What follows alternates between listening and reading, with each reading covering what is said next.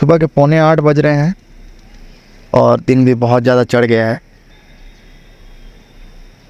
और आज इस वीडियो में हम इंडिया के ऐसे स्कैम्स के बारे में बात करेंगे जिसमें सोने, चांदी, अशरफियाँ, खजाने ऐसी चीज़ें इन्वॉल्व होती हैं। और बहुत पढ़े लिखे लोग भी इस चीज़ में फंस जाते हैं, इस चीज़ के लालच में आ जाते हैं। तो वो स्कैम्स कौन से हैं जानेंगे इस वीडियो में।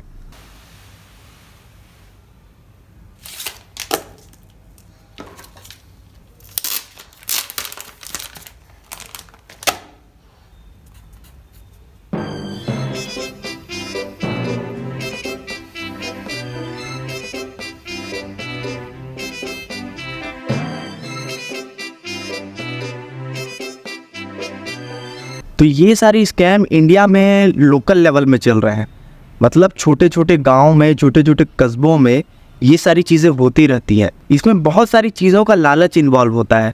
उसमें से कुछ चीज़ों के बारे में आपको मैं इस वीडियो में बताऊंगा। सबसे पहले आपने सुना होगा हनुमान सिक्का के बारे में, जिसे राइस पुलिंग कॉइन भी कहा जाता है। और ऐसी अफवाह भी है कि वो ट्रेन को रोक सकता है, उसमें इतना ज़्यादा अट्रैक्शन होता है, वो ट्रेन को भी रोक सकता है, चावल को अपनी तरफ खींच सकता है। और बहुत सारे इसके बारे में रूमर्स फैले हुए हैं और इसकी कीमत लोग करोड़ों में बताते हैं, अरबों में बताते हैं। दूसरे नंबर में आता है 20 नाखून वाला कछुआ। ऐसा माना जाता है कि दिवाली के समय अगर इसमें कोई तंत्र मंत्र किया जाए तो ये रुपयों की बारिश करती है, डॉलर में बारिश करती है। कई लोग ये भी कहते हैं कि ये मतलब इसमें आप पूजा करेंगे तो ये ऊपर जाएगा, गोल गोल घूमेगा और इसमें से डॉलर गिरेंगे। उस कछुए के बारे में और भी बहुत सारे रूमर्स फैलाए जाते हैं। ऐसा कहा जाता है कि जिसकी चमड़ी पतली होती, जिसका शेल पतला होता है, उसे उसके मांस को खाने से टीबी की बीमारी भी ठीक हो जाती है। फलाना ढिमकाना बहुत सारी चीज़ें बोली जाती हैं। और कई लोगों को वो 20 नाखून वाला कछुआ मिल भी जाता है और वो तांत्रिक क्रिया करने के बाद भी जब उन्हें पैसे नहीं मिलते, जब उनके डॉलर्स की बारिश नहीं होती है, तब वो ये कहते हैं कि हमने कुछ कमी कर दी होगी, हमारे मतलब तंत्र मंत्र में कुछ कमी हो गई होगी। तो बल्कि उन्हें ये मानना चाहिए कि ये चीज़ होने वाली नहीं है, ये चीज़ इम्प्रैक्टिकल है। आप अगर ये कहोगे कि सोने की बारिश होगी, चांदी की बारिश होगी, जो कि गॉड्स मनी है, तो एक बार आदमी मान भी सकता है, चलो ठीक है, आप सुपर नेचुरल चीज़ों के लिए 5% का एक जगह रख रहे हो, तब ये सब चीज़ मानो। लेकिन आप ये कहोगे कि रुपए में बारिश होगी, नोटों की बारिश होगी, डॉलर्स में गिरेंगे जब पैसे, वो कछुआ कैसे डिसाइड करेगा कि इस डॉलर का सीरियल नंबर क्या होना चाहिए।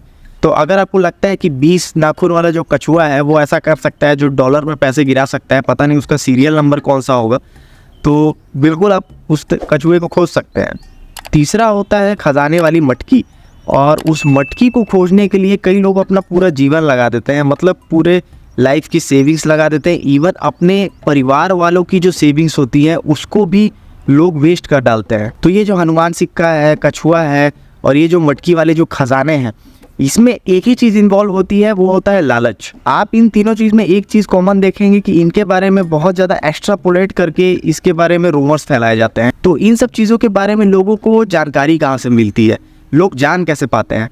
मतलब आप ऑब्जर्व करेंगे, जो भी आदमी इन सब चीज़ों में इंटरेस्टेड है और इस चीज़ के बारे में आपको बता रहा है या फिर किसी और को बता रहा है, तो उसके आंखों में एक चमक दिखेगी आपको, वो पूरे यकीन से उस बात को बोलेगा। और अगर आप उसके बात को नकारेंगे, आप अगर क्रॉस क्वेश्चन करेंगे, तो वो एक रैशनल तरीके से जवाब नहीं देगा। वो आपको कहेगा कि तुम अंधविश्वासी हो, तुमको कुछ नहीं पता है, तुम अज्ञानी हो। लेकिन इन सब चीज़ों को लोगों के कानों तक पहुंचाना, लोगों के अंदर इस चीज़ के बारे में इंटरेस्ट जगाना और लोगों को इतना ज़्यादा विवश कर देना कि लोग इस चीज़ में अपने पैसे डालने लग जाए।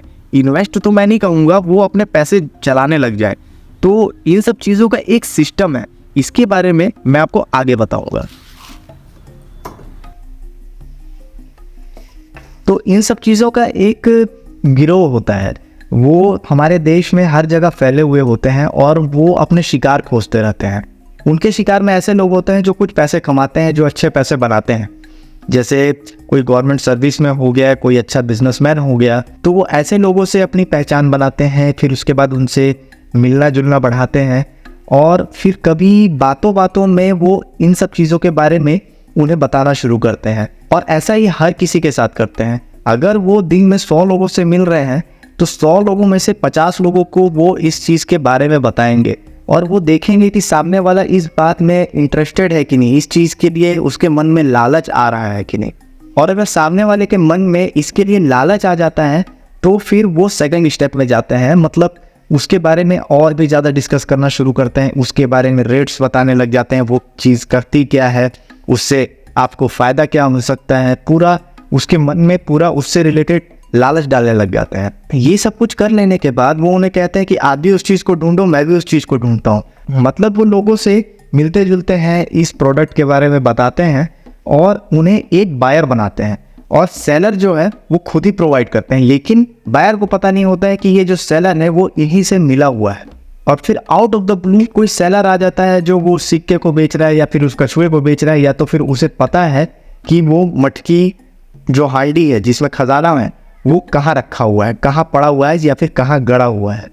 फॉर एग्जाम्पल हम हनुमान छाप सिक्के को लेकर चलते हैं, तो ये क्या करते हैं कि ये बायर को फ़ोन करके बताते हैं कि फलाने जगह में एक सेलर है जिसके पास ये सिक्का पड़ा हुआ है, लेकिन हमें उस सिक्के को पहले टेस्ट करना पड़ेगा। और इसे टेस्ट करने के लिए साइंटिस्ट की टीम आती है जो इस सिक्के को टेस्ट करती है कि ये सिक्का असली है कि नहीं, इसकी अट्रैक्शन पावर कितनी है।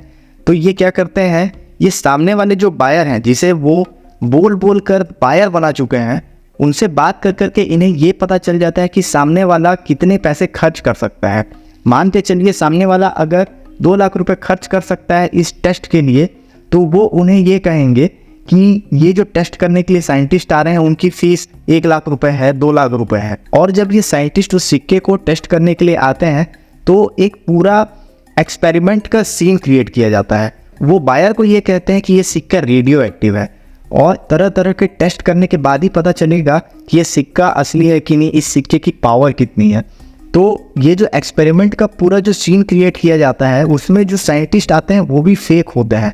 वो रेडियो एक्टिव सूट या फिर एंटी रेडियो एक्टिव सूट जैसा दिखने वाला कोई सूट पहनकर वो कुछ टेस्ट कंडक्ट करते हैं और कुछ समय के बाद एक रिपोर्ट जनरेट करके उन्हें देते हैं, जो रिपोर्ट एकदम ऑथेंटिक दिखती है। इसमें एक एक चीज़, सारी डेंसिटी, उसकी रेडियो एक्टिविटी, उसका पावर, उसका अट्रैक्शन, सारी चीज़ों को बहुत अच्छे से डिटेल में दिया गया रहता है, जिससे कि बायर पूरा कन्विंस हो जाता है कि ये सारी चीज़ें ऑथेंटिक हो रही हैं। और अगर बायर की क्षमता होती है उस सिक्के को खरीद लेने की तो वो उस सिक्के को खरीद लेता है, और अगर नहीं होती है तो उस सिक्के को खरीदने के लिए जो भी अमाउंट उन लोगों ने कहा है उस पैसे को जमा करने में वो लग जाता है।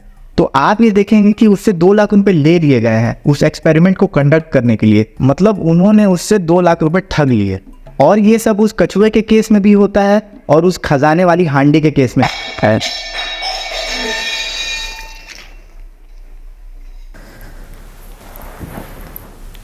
और कभी कभी ये भी होता है कि कई लोग उस सिक्के को खरीद लेते हैं, जो भी 5 लाख 10 लाख रुपए जो वो रेट कोट करते हैं उस सिक्के को लोग खरीद लेते हैं। अब सिक्के या फिर कछुआ, इसे खरीद लेने के बाद उनके मन में अब ये रहता है कि मुझे इस चीज़ को बेचना है, और बातों बातों में उन्होंने उस चीज़ का रेट करोड़ों में कोट किया होता है। वो सोचते हैं कि मैंने 5 लाख रुपए में इस सिक्के को ख़रीदा है, अब इसे मुझे 1 करोड़ 2 करोड़ 10 करोड़ में बेचना है। तो वो अंदर ही अंदर खुश रहता है, लेकिन उसे पता नहीं होता है कि उसे ठग दिया गया है, उस सिक्के की कोई वैल्यू नहीं है। और अगर वो आदमी इस चीज़ को एक्सेप्ट कर लेता है कि मुझे ठग दिया गया है तो वो उस चीज़ को भूल कर आगे बढ़ जाता है। लेकिन अगर वो सोचता है कि मुझे अपने खर्च किए हुए पैसे को दोबारा रिकवर करना है तो वो इस स्कैम में फिर से शामिल हो जाता है, और वो खुद ऐसे लोगों को खोजने में लग जाता है जो इस सिक्के को खरीदने में इंटरेस्टेड है, और ये साइकिल चलता रहता है। तो आप लोगों को बहुत ज़्यादा अलर्ट रहना है, क्योंकि ये जो गिरोह के लोग होते हैं, इस ग्रुप के जो लोग होते हैं, वो इतने कन्विंसिंग तरीके से इस चीज़ के बारे में बताते हैं कि आप थोड़ा बहुत तो थोड़ी देर में यकीन करने लग जाएंगे। लेकिन आपको इन सब चक्करों में पड़ना नहीं है, आपको अपने पैसे को बचा कर रखना है। और अगर ऐसा कोई पर्सन आपको आकर ये सब चीज़ें बता रहा है तो उसे सुनिए, उसे कुछ मत कहिए, आप उसे सुनिए और भूल जाइए, ज़्यादा ध्यान मत दीजिए। और जब ऐसे लोगों से आप मिलेंगे तब उनकी बातें सुनकर ऐसा लगेगा कि वो बहुत बड़े सिद्ध पुरुष हैं। वो अनाप शनाप काम करते रहते हैं, कभी उड़ने की कोशिश करते हैं, कभी पानी में चलने की कोशिश करते हैं, और ये क्लेम करते हैं कि मैंने ये सब चीज़ों को किया है। स्पिरिचुअलिटी एक ऐसी चीज़ है जिसे अगर आप अटेन कर लेंगे तब आप इतना ज़्यादा ब्रैगिंग नहीं करेंगे, आप बड़ी बड़ी बातें कभी नहीं करेंगे। स्पिरिचुअलिटी अगर आपके अंदर है, आप स्पिरिचुअल पर्सन हैं, तब आप ऐसा बड़बोलापन आपके आचरण में कभी नहीं आएगा। और जब आप इन्हें क्रिटिसाइज़ करेंगे तब आपको ये मूर्ख कहेंगे, आपको ये अज्ञानी कहेंगे। तो आप इस चीज़ को चुपचाप एक्सेप्ट कर लीजिए और आगे बढ़िए, अपने काम में ध्यान दीजिए। और इन फ्यूचर अगर कोई पर्सन आपके पास आकर कहे कि मेरे पास ये सिक्का है जो लोहे को अट्रैक्ट करता है, जो ट्रेन को रोक सकता है, या फिर ऐसा कछुआ है जिसमें तांत्रिक क्रिया करने के बाद उसमें से डॉलर बरसेंगे, उसमें से रुपए बरसेंगे, तो आप उनसे 4 कदम दूर हो जाइए। जब आप इन सब चीज़ों से अलर्ट रहेंगे तब आप अपने फाइनेंशियल गोल्स को जल्दी अचीव कर पाएंगे, क्योंकि आप अपने अंदर लालच जैसे फैक्टर को आने नहीं दे रहे हैं और इस वजह से आप अपने हार्ड अर्न मनी को जला नहीं रहे हैं।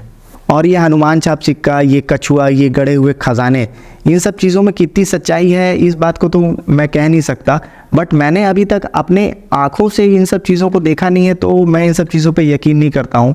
और मैक्सिमम टाइम में मैंने यही देखा है कि लोग इस चीज़ में फंसी जाते हैं और बहुत सारे पैसे वेस्ट कर देते हैं। तो ओवरऑल मेरे हिसाब से ये पूरी तरीके से एक स्कैम है। तो आप लोगों को भी इन सब चीज़ों से बच के रहना है। बाकी स्पिरिचुअल रहना, पूजा पाठ करना, प्रेयर्स करना, ये सब चीज़ें तो लाजमी चीज़ें हैं। ये हमें एनर्जी देती है, ये हमें पॉजिटिविटी देती है, एक बिलीफ सिस्टम हमारे अंदर बनाती है कि हाँ कुछ है जिस पे हम यकीन कर सकते हैं। लेकिन ये सारी चीज़ें इन सब चीज़ों से हट के हैं, इन पे यकीन करना ठीक बात नहीं है।